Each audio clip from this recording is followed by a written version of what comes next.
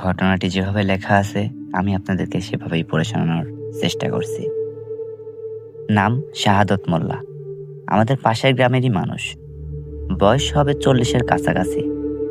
মাঝারি গড়ন, রোদে পোড়া গায়ের রং, আর সবসময় মাথায় একটা পুরনো গামছা বাঁধা থাকে তার। পেশায় সে একজন জেলে। নদী তার ভরসা, নদী তার সংসার চালায়। ঘটনাটা প্রায় 3 বছর আগের, আষাঢ় মাসের শেষের দিকে। সেই সময় আমাদের গ্রামের পাশ দিয়ে বয়ে যাওয়া ইসামতি নদীতে মাছ খুব পাওয়া যেত। তাই শাহাদত প্রায় গভীর রাত পর্যন্ত জাল ফেলে মাছ ধরত। সেদিনও রাত প্রায় 2টা পর্যন্ত সে নদীতে ছিল। আকাশে আধা চাঁদ, মাঝে মাঝে মেঘে ডেকে যাচ্ছে। চারপাশে কেমন এক অদ্ভুত নিস্তব্ধতা। দূরে কোথাও শিয়ালের ডাক, আর মাঝে মাঝে নদীর পানিতে মাছ লাফ দেওয়ার শব্দ হচ্ছে। শাহাদত তখন তার ছোট্ট নৌকায় বসে জাল গুটাচ্ছিল। জালে বেশ কিছু টাটকা বোয়াল আর ট্যাংরা মাছ উঠছিল। সে খুশি মনে জাল গুছিয়ে নৌকাটা তীরে ভিড়ালো।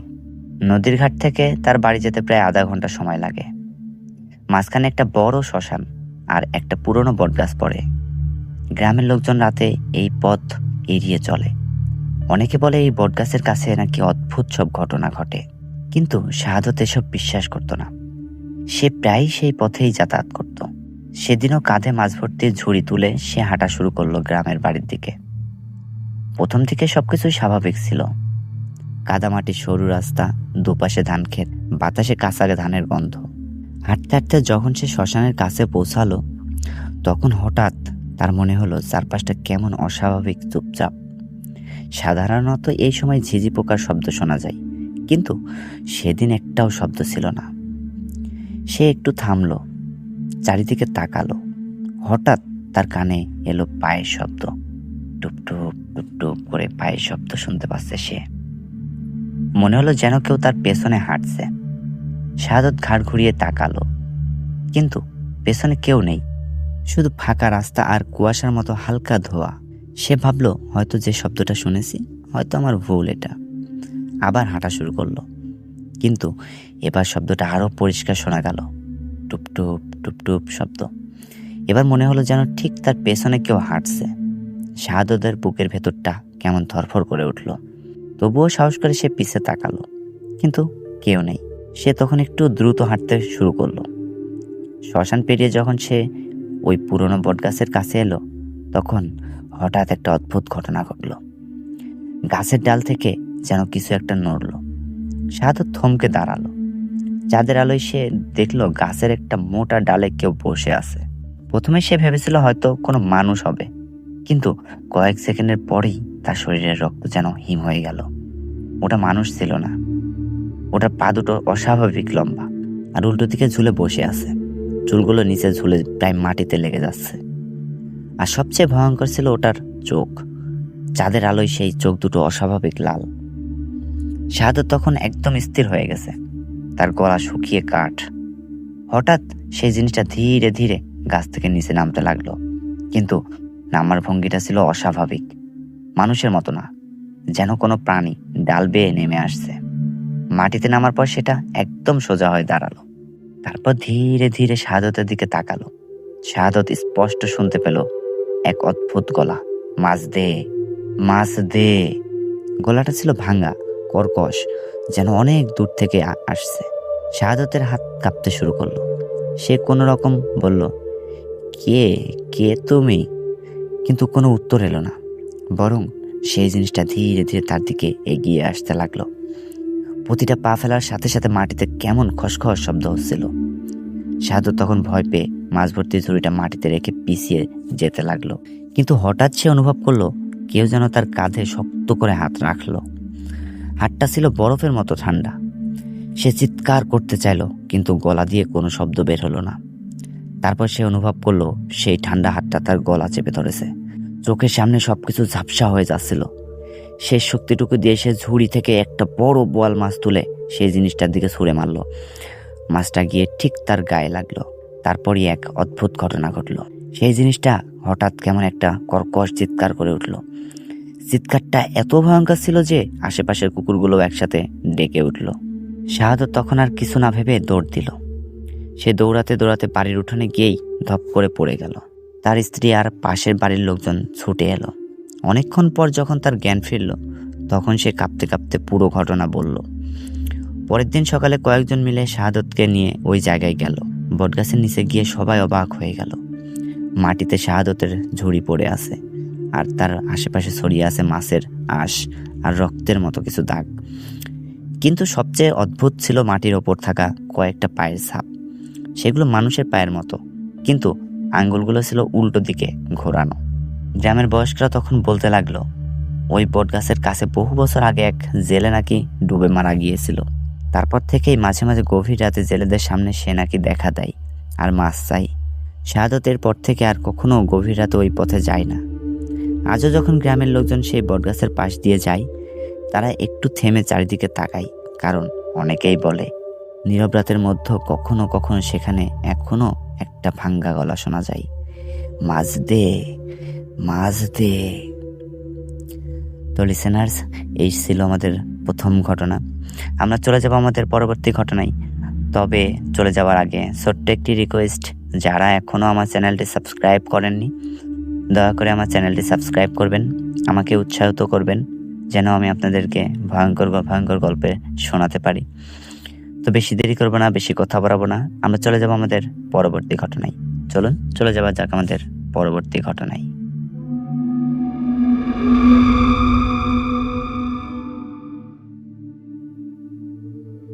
ব্রিজের ওপারে কে যেন ডাকে। আমাদের গ্রামটা ছিল বেশ নিরিবিলি। চারিদিকে ধান ক্ষেত, মাঝখানে কাঁচা রাস্তা, আর গ্রামের শেষ মাথায় একটা পুরনো ব্রিজ ছিল। ব্রিজটা পাকা হলেও অনেক পুরনো, নিচ দিয়ে সরু একটা খাল বয়ে গেছে। দিনের বেলা মানুষজন যাতায়াত করে, কিন্তু রাত হলে কেউ ওখানে যায় না। ছোটবেলা থেকে আমরা শুনতাম গভীর রাতে নাকি ওই ব্রিজের ওপর কেউ দাঁড়িয়ে ডাকে, এই শোনো, এই শোনো, কিন্তু আশেপাশে কাউকে দেখা যায় না। আমি তখন কলেজে পড়ি, ভূতপ্রেত বিশ্বাস করতাম না, মনে করতাম সবই মানুষের বানানো গল্প। একদিন আমার বন্ধু সবুজ বলল, দোস্ত তুই জানিস গতকাল রাত 2টার দিকে আমি ব্রিজের দিকে থেকে ডাক শুনেছি। আমি হেসে বললাম, আরে শিয়াল বা পেঁচা হবে হয়তো। সবুজ মাথা নেড়ে বলল, না রে দোস্ত, একদম মানুষের গলার মতো। স্পষ্ট করে বলল, এই একটু দাঁড়াও, একটু দাঁড়াও। ওর কথা শুনে কেমন যেন গা ছমছম করে উঠলো আমার। তবুও বললাম, চল আজ রাতে গিয়ে দেখি। সবুজ একটু ভয় পেলেও শেষে রাজি হলো। রাত প্রায় 12:30 বাজে। চারিদিকে অদ্ভুত নীরবতা, দূরে কোথাও ঝিঝি পোকার ডাক, আকাশে আতখোলা চাঁদ। আমরা দুজন হাতে টর্চ নিয়ে ব্রিজের দিকে হাঁটছি। রাস্তা দিয়ে যেতে যেতে হঠাৎ বুঝলাম গ্রামের শব্দ যেন ধীরে ধীরে হারিয়ে যাচ্ছে। বাতাসটাও কেমন ঠান্ডা। ব্রিজের কাছে পৌঁছাতেই দেখি চারিদিকে ঘন অন্ধকার। আমি টর্চে জ্বালিয়ে বললাম, দেখলি কিছুই তো নাই। সবুজ বলল, চুপ, একটু দাঁড়া। আমরা ব্রিজের মাঝখানে গিয়ে দাঁড়ালাম। নিচে খালের পানি খুব ধীরে ধীরে বয়ে যাচ্ছে। হঠাৎ মনে হলো বাতাস কেমন ঠান্ডা হয়ে গেল। তারপর একদম স্পষ্ট একটা গলা, এই শুনছো? আমরা দুজনেই জমে গেলাম। গলাটা ঠিক ব্রিজের সামনে থেকে আসছে মনে হলো। আমি টর্চ ঘুরিয়ে চারিদিকে আলো ফেললাম, কিন্তু কেউ নেই। সবুজ কাপা গলায় বলল, কে কে ওখানে? কোনো উত্তর নেই। কিছুক্ষণ একদম নীরবতা। তারপর আবার, এই একটু দাঁড়াও, একটু দাঁড়াও না। এইবার গলাটা যেন ব্রিজের নিচ থেকে এলো। আমার বুকের ভেতরে ধুকপুক শুরু হয়ে গেছে। তবুও সাহস করে ব্রিজের রেলিংয়ের কাছে গিয়ে নিচে টর্চ মারলাম। খালের কালো পানির ওপর আলো পড়ল, কিছুই নেই। ঠিক তখনই আমার কানের কাছে খুব ধীরে ধীরে কেউ ফিসফিস করে বলল, আমাকে দেখছো না? আমি চমকে পিছনে তাকালাম, কেউ নেই। কিন্তু সবুজের মুখ সাদা হয়ে গেছে। সে বলল, তুই তুই কি কিছু বললি? আমি মাথা নেড়ে বললাম, না, আমি তো কিছু বলি নাই। হঠাৎ ব্রিজের অন্য পাশে একটা সাদা কিছু দাঁড়িয়ে থাকতে দেখলাম আমি। টর্চের আলো ফেলতে স্পষ্ট হলো একজন মানুষ, সাদা লুঙ্গি, সাদা শার্ট, মাথা নিচু করে দাঁড়িয়ে আছে। আমি বললাম, ভাই আপনি কে? লোকটা ধীরে ধীরে মাথা তুলল, কিন্তু মুখটা ঠিক মতো দেখা যাচ্ছে না।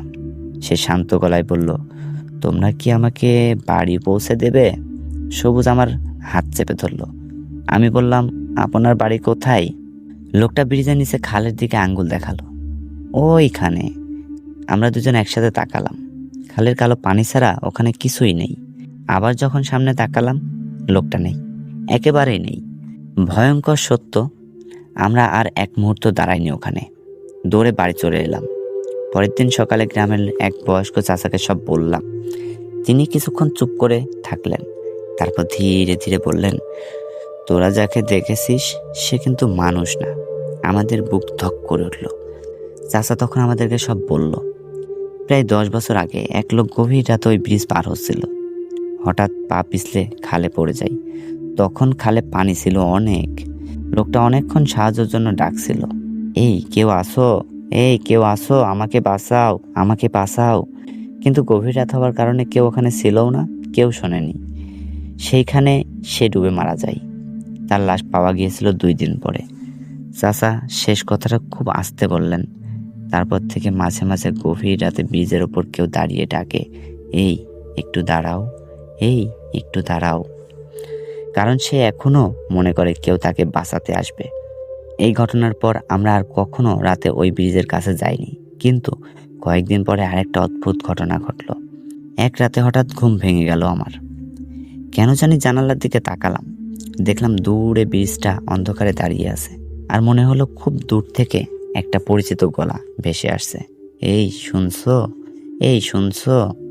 আমি চোখ বন্ধ করে ফেললাম। কিন্তু আজও যখন গভীর রাতে গ্রামের ওই ব্রিজটার দিকে তাকাই, মনে হয় কেউ একজন এখনো দাঁড়িয়ে আছে অন্ধকারে, কাউকে ডাকছে, এই একটু দাঁড়াও, এই একটু দাঁড়াও। তো লিসেনার্স, শুনছিলেন ঘটনা, ভূতের গল্প। তো আসলে আমার গল্পগুলো বলাতে যদি কোনো ভুল ত্রুটি হয়ে থাকে, সবাই ক্ষমা সুন্দর দৃষ্টিতে দেখবেন। আর অনুগ্রহ করে আমার চ্যানেলটি সাবস্ক্রাইব করবেন, বেশি বেশি করে কমেন্ট করবেন, বেশি বেশি করে লাইক করবেন, শেয়ার করবেন, যেন আমি উৎসাহ পাই। আর উৎসাহ পাইলে অবশ্যই আপনাদেরকে বেশি বেশি ভূতের গল্প শোনাবো। তো বেশি দেরি করবো না, বেশি কথা বাড়াবো না, আমরা চলে যাব আমাদের পরবর্তী ঘটনায়। চলুন চলে যাওয়া যাক আমাদের পরবর্তী ঘটনায়।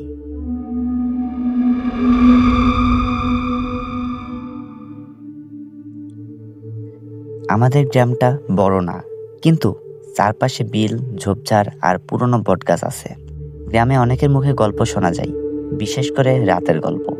কিন্তু আমি এসব বিশ্বাস করতাম না, যতদিন না সেই রাতটা আমার জীবনে আসে। ঘটনাটা প্রায় 3 বছর আগের ঘটনা। শীতের শেষের দিক। আমি আর আমার বন্ধু রাশেদ ঠিক করলাম রাতে পাখি শিকার করতে যাব। আমাদের গ্রামে শীতকালে অনেকে বুনো পাখি আসে, বিশেষ করে বিলের ধারে। রাত প্রায় 12টা বাজে। চারিদিকে একদম নিস্তব্ধতা। আকাশে অর্ধেক চাঁদ, আর চাঁদের আলোয় বিলের পানি রূপালী হয়ে ঝিকমিক করছে। আমার হাতে টর্চ আর এয়ারগান, রাশেদের হাতে ছোট্ট জাল আর লাঠি। আমরা ধীরে ধীরে বিলের দিকে হাঁটছি। রাশেদ ফিসফিস করে বলল, দেখিস আজকে 2টা বাটান পাখি মারতে পারলে কালকে আমরা ভাজি করে খাবো। আমি হেসে বললাম, শুধু কথা না, নিশানাও ঠিক রাখতে হবে। কিন্তু বিলের কাছে পৌঁছাতেই এক অদ্ভুত একটা অনুভূতি হলো আমাদের। যেন চারপাশটা একটু বেশি চুপচাপ, এত চুপচাপ যে নিজের হাঁটা শব্দও কানে লাগছিল। দূরে একটা পুরনো বটগাছ আছে। গাছটা অনেক বড়। গ্রামের লোকজন বলে রাতে ওই গাছের কাছে যেতে হয় না। আমি এসব কথা মনে করে একটু হেসেই ফেললাম। রাশেদ বলল, কি হাসছিস? আমি বললাম, লোকজন বলে এই গাছের কাছে নাকি ভূত থাকে। রাশেদও হাসলো। ভূত থাকলে তো ভালো, পাখির সাথে আমরা আজকে ভূতকেও শিকার করব। আমরা গাছটার পাশ দিয়ে একটু এগিয়ে বিলের কিনারায় দাঁড়ালাম। হঠাৎ টর্চের আলোয় দেখি পানির ধারে কয়েকটা পাখি বসে আছে। এয়ারগানটা হাতে নিয়ে আমি গুলি করলাম। গুলির শব্দে একটা পাখি পানিতে পড়ে গেল। রাশেদ দৌড়ে গিয়ে সেটা তুলতে লাগলো। সবকিছু তখন স্বাভাবিকই ছিল, কিন্তু পাখিটা তুলে নিয়ে ফিরে আসার সময় রাশেদ হঠাৎ থেমে গেল। আমি বললাম, কি হলো, থামলি কেন? সে ধীরে ধীরে বলল, শুনছিস? আমি কান খাড়া করলাম। দূরে কোথাও থেকে যেন কারো হাঁটার শব্দ আসছে। শুকনো পাতার ওপর দিয়ে ধীরে ধীরে কেউ হাঁটছে। খসখস খসখস শব্দ হচ্ছে। আমি টর্চ ঘুরিয়ে চারিদিকে আলো ফেললাম। কেউ নেই ওখানে। আমি বললাম, শেয়াল হবে হয়তো। রাশেদ মাথা নেড়ে বলল, শেয়ালের পায়ের শব্দ এমন না। আমরা আবার হাঁটা শুরু করলাম, কিন্তু অদ্ভুত একটা ব্যাপার হলো। আমরা যত হাঁটছি সেই খসখস শব্দটাও তত আমাদের পেছনে আসছে। আমি হঠাৎ দাঁড়িয়ে গেলাম, শব্দটাও থেমে গেল। আবার হাঁটলাম, শব্দ আবার শুরু হলো। আমার বুকের ভেতর তখন কেমন অস্বস্তি লাগছিল। আমি বললাম, চল ফিরে যাই। রাশেদ বলল, আরেকটু সামনে গেলে বড় পাখি পাওয়া যায়। আমরা আরেকটু গেলাম। হঠাৎ ঠান্ডা একটা বাতাস বইল। শীতের রাত হলেও এই বাতাসটা অদ্ভুত ঠান্ডা, যেন বরফের মতো ঠান্ডা। বটগাছটার দিকে থেকে যেন একটা ফিসফিস আওয়াজ আসছে। আমি টর্চের আলো সেই দিকে ফেললাম। গাছের নিচে কেউ দাঁড়িয়ে আছে হয়তো, সাদা কিছু একটা। আমার শরীর কেমন একটা অবশ হয়ে গেল। আমি ধীরে ধীরে বললাম, রাশেদ দেখ। রাশেদ তাকিয়ে সাথে সাথে বলল, চল, এখনই চল। কিন্তু আমরা ঘুরে দাঁড়াতেই পেছন থেকে একটা বিকট শব্দ হলো, জপাং করে শব্দ হলো। মনে হলো কেউ পানিতে ঝাঁপ দিল। আমরা দুজন ভয়ে দৌড়েতে শুরু করলাম, কিন্তু কয়েক পা যেতেই হঠাৎ মনে হলো কেউ আমার কাঁধে জোরে চাপড় মারল। এত জোরে যে আমি সামনে পড়ে গেলাম। মাটিতে পড়েই শুনলাম কেউ যেন খুব জোরে হাসছে। হাসিটা মানুষের মতো না, গলা ভাঙা লম্বা কাপা হাসি। রাশেদ চিৎকার করে বলল, কে? কোনো উত্তর নেই। হঠাৎ আমার পিঠে আবার ধাপ করে কিছু একটা পড়লো, যেন কেউ লাঠি দিয়ে মারলো আমাকে। আমি ব্যথায় কাকিয়ে উঠলাম। তারপর আরেকটা। কিন্তু আশ্চর্যের ব্যাপার, চারপাশে কেউ নেই। টর্চের আলোয় শুধু খালি মাঠ আর গাছ দেখা যায়। রাশেদ চিৎকার করে বলল, দৌড়া দৌড়া। আমরা দুজন পাগলের মতো দৌড়াতে লাগলাম। পেছনে তখনও সেই হাসি শব্দ, আর মাঝে মাঝে যেন কেউ দৌড়ে এসে পিঠে চাপড় মারছে আমাকে। আমি মনে মনে শুধু একটা কথাই ভাবছিলাম, আজ হয়তো বাঁচবো না। প্রায় আধা কিলোমিটার দৌড়ে আমরা গ্রামের প্রথম বাড়িটার সামনে এসে পড়লাম। সেখানে আলো জ্বলছিল। আমরা হাঁপাতে হাঁপাতে উঠানে বসে পড়লাম। বাড়ির লোকজন বের হয়ে এলো। আমাদের অবস্থা দেখে তারা অবাক। আমার পিঠে জামা তুলে দেখতেই সবাই চুপ হয়ে গেল। পিঠে লাল লাল দাগ, যেন কেউ লাঠি দিয়ে মেরেছে আমাকে। রাশেদের পিঠেও একই অবস্থা। বাড়ির এক বৃদ্ধ লোক ধীরে ধীরে বললেন, তোরা কি বটগাছের বিলের দিকে গেছিলি? আমরা মাথা নেড়ে হ্যাঁ বললাম। তিনি দীর্ঘশ্বাস ফেললেন। ওখানে অনেক বছর আগে এক শিকারে ডুবে মারা গেছিল। তারপর থেকে মাঝে মাঝে রাতের বেলা যারা শিকার করতে যায় তারা দৌড়ানি খেয়ে ফিরে আসে। সেই রাতে আর কেউ কথা বলেনি, আমি আর রাশেদও না। আজ 3 বছর হয়ে গেছে। আমি এখনো রাতে বিলের দিকেই যাই না, কারণ আমি জানি সব গল্প মিথ্যা না, কিছু গল্প সত্যি। আর কিছু সত্যি এতটাই ভয়ঙ্কর যে মানুষ বিশ্বাস করতেই চায় না। কিন্তু আমি জানি সেই রাতে কেউ ছিল, যাকে আমরা দেখতে পাইনি, কিন্তু সে আমাদের ঠিকই দেখেছিল। তো লিসেনার্স, শুনছিলেন ঘটনা, ভূতের গল্প। তো আসলে আমার গল্পগুলো বলাতে যদি কোনো ভুল ত্রুটি হয়ে থাকে, সবাই ক্ষমা সুন্দর দৃষ্টিতে দেখবেন। আর অনুগ্রহ করে আমার চ্যানেলটি সাবস্ক্রাইব করবেন, বেশি বেশি করে কমেন্ট করবেন, বেশি বেশি করে লাইক করবেন, শেয়ার করবেন, যেন আমি উৎসাহ পাই। আর উৎসাহ পাইলে অবশ্যই আপনাদেরকে বেশি বেশি ভূতের গল্প শোনাবো। তো এই ছিল আমাদের আজকের ঘটনাগুলো। সবাই ভালো থাকবেন, সুস্থ থাকবেন। আজকের মতো এখানেই বিদায় নিচ্ছি। আল্লাহ হাফেজ।